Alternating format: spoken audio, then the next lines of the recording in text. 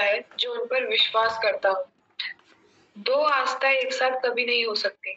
सुने हुए परमात्मा की आस्था को स्वीकार करने पर मिले हुए शरीर, देखे हुए जगत की आस्था निर्जीव हो जाती है, इनका महत्व समाप्त हो जाता है। इस बात पर विश्वास होने पर स्मृति जागृत होती है। यदि हम भगवान की सत्ता स्वीकार करते हैं तो ये भी स्वीकार करना होगा कि भगवान सर्वव्यापक है, कि भगवान सब जगह है। तो यदि हम वो करते हैं जो गलत है या नहीं करना चाहिए या जिसे भगवान ने करने को मना करा है, तो इसका मतलब हम भगवान की दृष्टि में होते हुए भी गलत कार्य कर रहे हैं। तो वास्तव में हमने भगवान की सत्ता कहाँ स्वीकारी है? भगवान की सत्ता को स्वीकार करने से बुराई रहित स्वतः हो जाते हैं।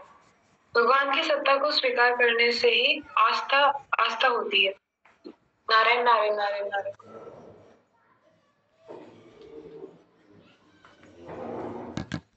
बहुत अच्छा। तो अब आज की कहानी सुन लेते हैं रामनारायण जी से।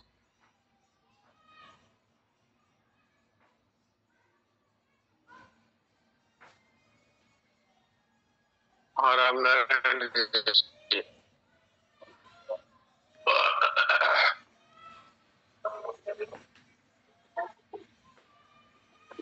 प्रणाम जी सर।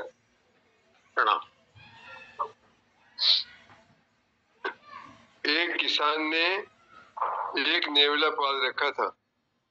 नेवला बहुत चतुर और स्वामी भक्त था। एक दिन किसान कहीं गया था। किसान की स्त्री ने अपने छोटे बच्चे को दूध पिलाकर सुला दिया और नेवले को वहीं छोड़कर वह घड़ा और रस्सी लेकर के कुएं पर पानी भरने चली गई। किसान की स्त्री के चले जाने के बाद वहाँ एक काला सांप बिल में से निकला। बच्चा पृथ्वी पर कपड़ा बिछाकर सुलाया गया था। सांप बच्चे की ओर आ रहा था। नेवले ने देखा तो सांप के ऊपर नेवला टूट पड़ा। उसने सांप को काटकर टुकड़े टुकड़े कर डाला और घर के दरवाजे पर किसान की स्त्री का रास्ता देखने गया। किसान की स्त्री घड़ा भरकर लौटी। उसने घर के बाहर दरवाजे पर नेवले को देखा। नेवले के मुख में रक्त लगा हुआ देखकर उसने समझा कि इसने मेरे बच्चे को काटा है। दुख और क्रोध के मारे भरा हुआ घड़ा उसने नेवले पर पटक दिया। बेचारा नेवला कुचलकर मर गया। वह स्त्री दौड़कर घर में आई। उसने देखा कि उसका बच्चा सुख से सो रहा है और वहाँ एक काला सा कटा हुआ पड़ा है। स्त्री को अपनी भूल का पता लग गया। वह दौड़ करके फिर नेवले के पास आई और मरे हुए नेवले को गोद में उठाकर रोने लगी। लेकिन अब उसके रोने से क्या फायदा? इसीलिए किसी महापुरुष ने कहा है, बिना विचारे जो करे तो पाछे पछताई, काम बिगाड़े आपनो जग में होत हसाई। नारायण नारायण। हाँ जी, सही बात।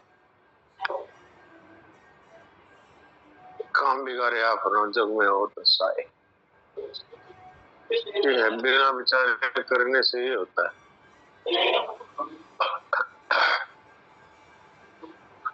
अब किसी का कोई प्रश्न है तो प्रश्न कर सकते हैं।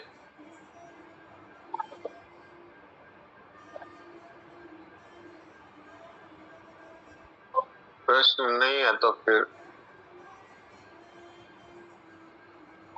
पढ़ते हैं। हाँ, सुनील दास जी क्या बोलना चाहते हैं? बोलिए बोलिए। हाँ महाराज जी, राम राम। राम राम। महाराज जी, आज मैं स्वामी शरणानंद जी को सुन रहा था, तो उन्होंने एक उदाहरण दिया कि हम लोग जीवन भर कितना भी खाते खाते रहते हैं तो क्या उससे भूख दूर हो जाती है? तो इससे यह तो नियम नहीं है कि खाने से भूख दूर हो ही जाती है। नहीं खाने से मर जाएंगे तो क्या कोई नुकसान है क्या? मर जाना जरूरी है तो मर जाएं। तो इसमें महाराज जी ये मर जाए तो क्या इसमें आत्महत्या कर ले? ये तो उल्टा ही हो रहा है। उनके कहने का तात्पर्य दूसरा है। हाँ, तो उनके कहने का तात्पर्य मरने का नहीं है। उनके कहने का तात्पर्य ये है कि संसार के जितने भी भोग हैं, इन भोगों को आप अगर भोगते रहेंगे तो क्या तृप्ति हो जाएगी? इसी तरह से भोजन है तो उससे सदा के लिए तृप्ति नहीं होती है। तो सदा के लिए हम तृप्ति कभी भी होगी नहीं जब तक कि हम मन में सांसारिक भोगों के लिए और नापसंदगी पैदा नहीं करेंगे कि भाई ये हमें पसंद नहीं इनको, क्योंकि इनसे हमारी तृप्ति होती नहीं, बल्कि उल्टा ही होता है। तुलसीदास जी महाराज ने कहा है, जिम प्रतिलाभ लोभ अधिकाई। जितना लाभ होता है फिर कहता है और लाभ हो, और लाभ हो। ऐसे ही ये बुझे न काम अग्नि विषय भोग भोग जीते। ये जो संसार की कामनाएं हैं, ये इनको कामनाओं की पूर्ति होती रहे तो बढ़ती है, ये घटती नहीं, क्योंकि इनसे कभी तृप्ति होती नहीं। क्या खाते खाते महाराज जी कहा करते थे कि क्या खाते खाते नहीं मरेंगे? अगर मान लीजिए कोई कहे कि अगर हम नहीं खाएं तो मर जाएंगे, तो कहते हैं कि क्या खाते खाते नहीं मरेंगे? इसका अर्थ ये नहीं है कि हम भूखा मरते हुए आत्महत्या करके मर जाएं। इसका अर्थ ये है कि संसार के भोगों की हमारे लिए कोई अहमियत नहीं है। संसार के पदार्थ और संसार की वस्तुएं तो इसलिए है कि हम इसको संसार के और शरीर के काम में लगा दें। तो ये शरीर है, इसकी सेवा ही करनी है, तो इसको जो उचित है वो भोजन करा दो और जो अनुचित है वो मत कराओ। और उचित आहार विहार के द्वारा और शरीर को सही रख करके और इसके द्वारा जितने भी लोगों की सेवा हो सके, संसार की सेवा हो सके, वो कर दो। इसका अर्थ ये नहीं है कि भूखे मरते मर जाओ, ये अर्थ नहीं है इसका। अर्थ सिर्फ इतना ही है कि लोग ये कहते हैं कि भाई बिना धन के काम कैसे चलेगा, ऐसे ही कहते हैं बिना भोजन के काम कैसे चलेगा। तो इसका अर्थ ये है कि अगर भाई कोई कारण से आपको भोजन ना मिले तो फिर आपको इसके लिए ये नहीं सोचना है कि बिना भोजन के हम मर जाएंगे तो अब हमारा क्या होगा, अब हमारा क्या होगा। क्योंकि अपनी तरफ से कोशिश करना ठीक है, कमाई भी करो और कार्य भी करो, और फिर भी कई बार ऐसी स्थिति होती है, अब जैसे अकाल पड़ गया था आज से बहुत सारे साल पहले, हमारे जन्म पे तो हमको याद नहीं है, तो 1956 जो संवत थी उसमें एक अकाल पड़ा था, उसको छपने का अकाल कहते हैं। तो उसमें ऐसी स्थिति हो गई थी कि लोग मर रहे थे बिना भोजन के। तो वैसी स्थिति में जो साधक होगा वो भगवान का स्मरण करता हुआ और चला जाएगा, वो औरों की तरह रोता हुआ नहीं जाएगा, क्योंकि वो जानता है कि क्या खाते खाते नहीं मरेंगे, एक दिन मौत आएगी तो मर ही जाएंगे, तो बिना खाए मर गए तो क्या अर्थ होगा। ये है तात्पर्य आप बोल रहे जी। महाराज वो स्वामी जी कह रहे थे कि ये तुम लोग जो सीख लिए हो, जान लिए हो, यही नुकसानदेह है। तुम लोग जो साधु महात्मा का बात तो मानते नहीं हो, अपना तर्क चल, तो यही परेशानी है। तो इस परेशानी जो यही तुम लोग बाधा यहीं पे लग रही है। हाँ, कहने का तात्पर्य यही है कि हम जो संत महात्मा कहते हैं उन बातों को बुद्धि से तो पकड़ लेते हैं, लेकिन उनको जीवन में नहीं उतारते। जैसे मान लीजिए कि अभी मैं इतनी बातें कर रहा हूं, लेकिन अगर मेरे को भोजन नहीं मिले 2 दिन 5 दिन और ऐसी हालत हो जाए, मान लो कि कोई हमको पकड़ के ले जाए और एक काल कोठरी में डाल दे और फिर भोजन ना दे, तब मेरे जीवन में अगर समता बनी रहे और ये रहे कि भाई भगवान का विधान है वो हमारे लिए मंगलमय है, क्या बिना रोटी के मर जाएंगे तो क्या रोटी खाते खाते नहीं मरते, जैसे भी अपना समय पूरा होता मर ही जाते। तो तब तो मैंने सिर्फ सीखी हुई बात नहीं है, वो मैंने अनुभव किए। लेकिन अगर मैं उसमें दुखी होता हूँ, रोता हूँ, तो इसका अर्थ है कि मैंने बातें बुद्धि से सीख ली और लोगों को भी सुना दी, लेकिन मेरे जीवन में तो वो बात नहीं आई, ये तात्पर्य। तो हमें जो भी, हाँ जी बोलिए। भूख की चाह मिटाने की तो इच्छा बनी रहेगी ना महाराज जी, चाह तो ये रहेगी कि अन्न मिल जाए, अन्न मिल जाए। अब इस चाह को कैसे छोड़ा जाए? हाँ, ये तो चाह नहीं है, ये तो शरीर की आवश्यकता है। तो आवश्यकता के लिए अगर भूख के लिए कोशिश की जाए, उसके लिए प्रयत्न किया जाए, तो इसमें तो कोई अर्जा नहीं है। लेकिन ये जो कि ये मिलना ही चाहिए, ये मिलना ही चाहिए से तो केवल दुखी हो सकते हैं, और क्या होगा। नहीं मिलेगा तो मरना तो पड़ेगा। तो दुखी होकर के चाहना रखते हुए मरना ठीक है, या कि भगवान का विधान समझ करके और जैसा हो जाए उसी में ठीक है? आप बताइए। जी, भगवान का विधान तो सर्वोपरि है महाराज जी, भगवान का विधान सर्वोपरि। हाँ तो शरीर की मांग है कि भाई भोजन चाहिए, लेकिन हम तो शरीर से अलग है ना। हम ये तो सोच ही सकते हैं ना कि भगवान का विधान हमारे लिए अमंगलमय नहीं हो सकता, और अगर मृत्यु ही हमारी भूख मरने से ही होनी निश्चित है तो वैसा ही होगा। तो फिर हम उसको अगर भगवान का विधान समझ लें तो हम दुखी होकर नहीं मरेंगे, मरेंगे तो सही। सीखने का, हाँ जी स्वामी जी कह रहे थे बिल्कुल चाह ही नहीं रखना है कि हमको भोजन मिले। अच्छा आप बताइए, चाह रखने से क्या होगा? भोजन मिल जाएगा? प्रयत्न रहेगा जारी महाराज जी, प्रयत्न करने से तो प्रयत्न के लिए मना करा ही नहीं है। प्रयत्न के लिए तो मना है ही नहीं, खाली मना तो चाहना के लिए है। प्रयत्न करो, धन कमाने का भी प्रयत्न करो, इसमें कोई दिक्कत नहीं है। लेकिन धन मिल ही जाए ये कामना जो रखते हैं, तो इसका तो वो हमारे चाहने से क्या मिल जाएगा धन? बताइए। प्रयत्न में महाराज फंस जाते हैं ना, जब हम प्रयत्न के लिए निकल जाते हैं कि हमको धन अर्जन करना है, तो फिर हमारा सिद्धांत सिद्धांत था वो तो भूल जाते हैं। हमारा जो उद्देश्य है उसे तो दूर भटक करके और धन कमाना है इन के प्रकार नहीं, ये इनके प्रकार नहीं, ये तो कामना हुई। लेकिन अपना जैसा स्वधर्म के अनुसार उचित है, सही तोलना, सही नाप देना, सही चीज देना और सही भाव से देना, ये हमारा कर्म है, ये हमको प्रयत्न करना चाहिए। बढ़िया चीज खरीद करके लाना, फिर लोगों को बाजार भाव से देना, उसमें अपना मुनाफा जो उचित है वो रखना, ये तो कर्तव्य है। कर्तव्य करना तो बुरा नहीं है। भगवान ने अर्जुन को क्या कहा कि भाई युद्ध में जय पराजय लाभ हानि इसको बराबर समझ करके तुम युद्ध करो, द्वेष पूर्वक किसी को मारने के लिए युद्ध मत करो, क्षत्रिय के धर्म के अनुसार तुम युद्ध करो। अर्थात अगर आतताइयों ने राज्य पर कब्जा कर लिया है, वो जनता पर अत्याचार कर रहे हैं, तो क्षत्रिय का धर्म है कि जनता को उस अत्याचार से बचाएं और अपना जो है वो राज्य जिन्होंने पाप पूर्वक कपट पूर्वक छीन लिया है उसको वापस लेना, इसमें कोई पाप नहीं है क्षत्रिय के लिए।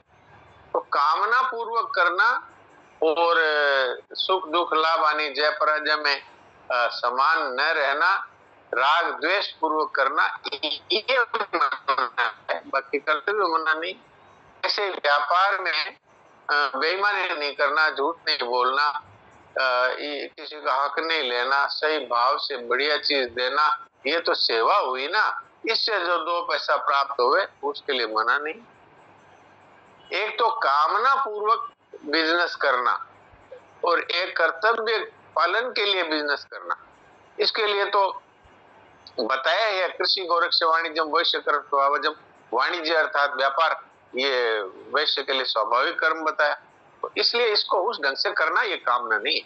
ये अरे स्वामी जी कह रहे थे ना कि तुम लोग सीखे जो हो, ये सीखना जो है, मैं शरीर नहीं हूँ, मैं स्थूल शरीर नहीं हूँ, मैं सूक्ष्म शरीर नहीं हूँ, बाधा, ये सब जो है तुमको पूरा बाधा डाल रहा है। ये सब तो फिर हाँ, तो अच्छा, सीखना और जीवन में उसको काम में लेना, इसमें आप कुछ फर्क समझ रहे हैं कि नहीं? बिल्कुल फर्क है महाराज, बिल्कुल फर्क। तो सीखने की मना करिए, इसको काम में लेने की मना नहीं करिए। सीखने का अर्थ होता है कि लोगों को बताने के लिए और बड़े विद्वान हो गए और खुद पे जीवन में वो चीज है नहीं, ये बाधा है। ये साधक के लिए बाधक चीज है। सीखना और फिर उसको जीवन में उतारना, इसमें कुछ बुराई नहीं है, लेकिन सीखना, लोगों को उपदेश करना और खुद अपने जीवन में नहीं उतारना, ये बाधा है, इसको बाधा कहते हैं। जी महाराज जी, बहुत गंभीर बोलते हैं, बहुत गंभीर बोलते हैं स्वामी जी। हाँ, गंभीर बोलते हैं, लेकिन ये बात कोई हम ना समझ सके ऐसी नहीं। उल्टा अर्थ आ जाता है ना महाराज। उल्टा अर्थ अगर हम समझ बूझ के भी उल्टा अर्थ लेते हैं तो फिर कोई उपाय नहीं है। अब मान लीजिए कि भगवान का नाम लेना बहुत अच्छी बात है, तो कोई अगर लोगों को दिखाने के लिए और माला लेकर के और घर के बाहर पाटे पर बैठ जाए और माला लेकर के केवल पाखंड के लिए करे और चोरी भी करे, बेईमानी भी करे, तो फिर उसको पाखंड कहा गया, उसको दिखावटपना कहा गया। तो हमको पाखंड नहीं करना है, सीख करके जीवन में उतारना है, ये है तात्पर्य। बाधा तब है कि जब हम लोगों को दिखाने के लिए तो बड़े सज्जन बनते हैं, लेकिन अंदर से हमारी स्थिति हम जानते हैं कि वो सही नहीं है, चोरी भी करते हैं, झूठ भी बोलते हैं, बेईमानी भी करते हैं, उसके लिए कहा है सीखी हुई बातें काम नहीं आती, ये तात्पर्य। जीवन में उतारने के लिए कहा गया, इसलिए कहा ये सीखना बाधा है। तो सीखने का अर्थ है कि सीख करके उसको जीवन में न उतारना, ये बाधा है, बाकी सीखना बाधा नहीं, ये बात। प्रणाम महाराज जी, प्रणाम। प्रणाम। सोहन जी क्या बोल रहे हैं? बोलिए। जी साहब, मेरा प्रश्न उससे बांग्लादेश की आज परिस्थिति को लेकर है। वहाँ पे हमारे हिंदू माताओं बहनों के साथ अच्छा व्यवहार नहीं हो रहा है, बहुत गलत हो रहा है।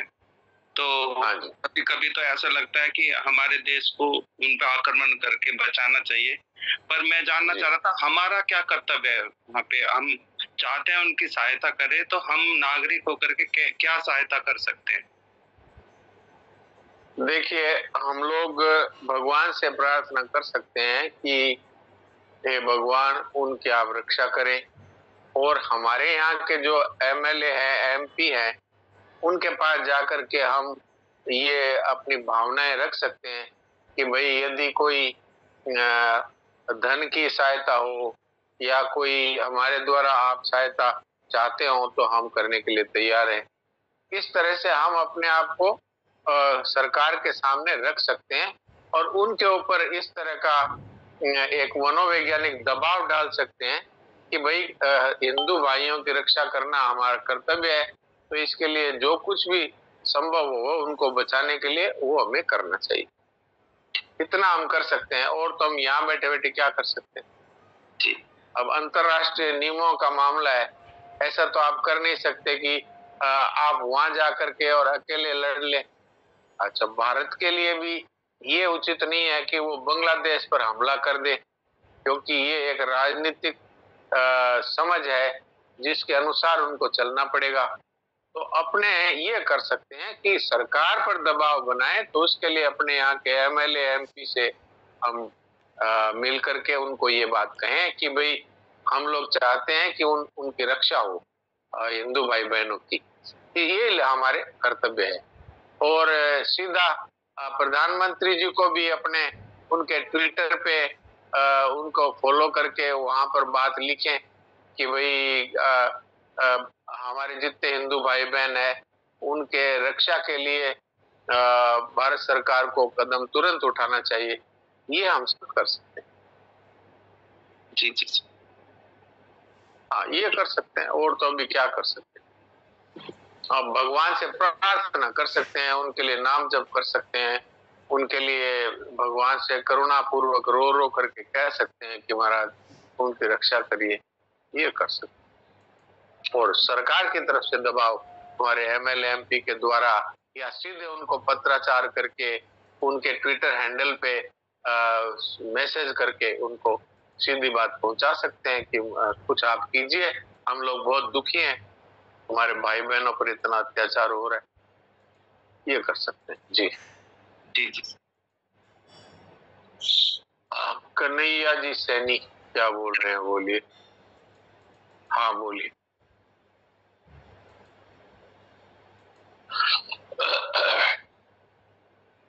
कन्हैया जी, मैंने आपको अनम्यूट का ऑप्शन दिया है, आप उस पे अनम्यूट पे अगर करेंगे तो आप बोल पाएंगे, अपने माइक को खोल सकते हैं आप।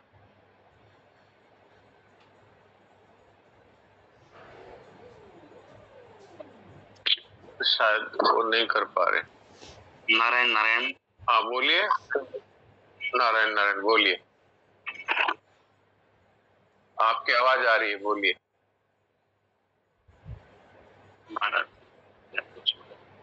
कन्हैया जी बोलिए। नारायण नारायण, लगता है उनका नेटवर्क काम नहीं कर रहा है।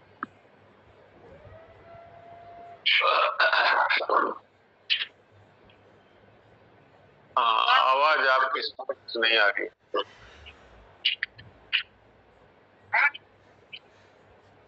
कुछ आवाजें आ तो रही है पर अस्पष्ट आवाज है आपको। लगता है आपका नेटवर्क सही नहीं। तो अब मैं देवकी जी को कोर्स बनाता हूँ, वो अपने कुछ महाराज जी की बातें कहें।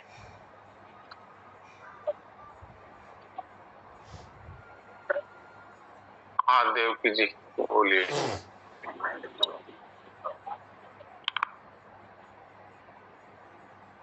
नारायण नारायण नारायण नारायण नारायण। ये साधक सैनी जी का 40वां दुआ चल रहा था। हाँ 40वां दुआ। हाँ पेज नंबर भी बता दीजिए। हाँ पेज नंबर है 119। 119। अच्छा। नेहा बीकर प्रत्यवायो ने विद्यते। हाँ दूसरे अध्याय का 40वां है। अब बोलिए। मनुष्य बुद्धि रूप धर्म के आरंभ का नाश नहीं होता तथा इसके अनुष्ठान का उल्टा फल भी नहीं होता, और इसका थोड़ा सा भी अनुष्ठान जन्म मरण रूप महान भय से रक्षा कर लेता है। हाँ। इसका परिशिष्ट भाव चल रहा था। हाँ जी जी। तो परिशिष्ट भाव 4 बातें थी। 120 नंबर पेज पर। संप्रदाय के द्वारा मनुष्य कर्म बंधन से मुक्त हो जाता है। हाँ। कर्म नाशोस थी, इसके आरंभ का भी नाश नहीं होता।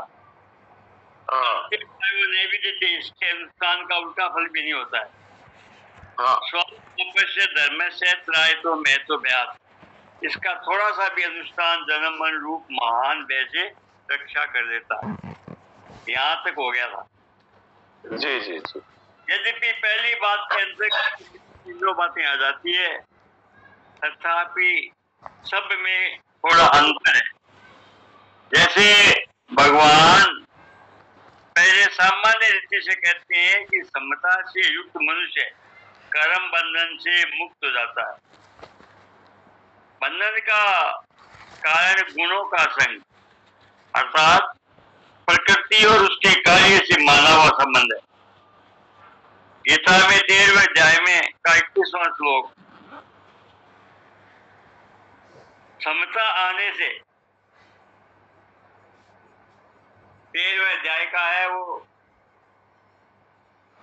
21वां श्लोक के बारे में बताया है जी। 21वां श्लोक है, पुरुष कारणम गुण संगोच है। सद सजोनी गुण संगोष सद असत सज्जनोषु। प्रकृति में स्थित ही पुरुष प्रकृति से उत्पन्न तीन गुणात्मक पदार्थों को भोगता है। और इन गुणों की इस जीवात्मा की अच्छी बुरी योनियों में जन्म देने का कारण है। जी जी, कारण गुण संगोष है, गुणों का संग ही कारण है। किसमें? सद योनि जन्म से है। तो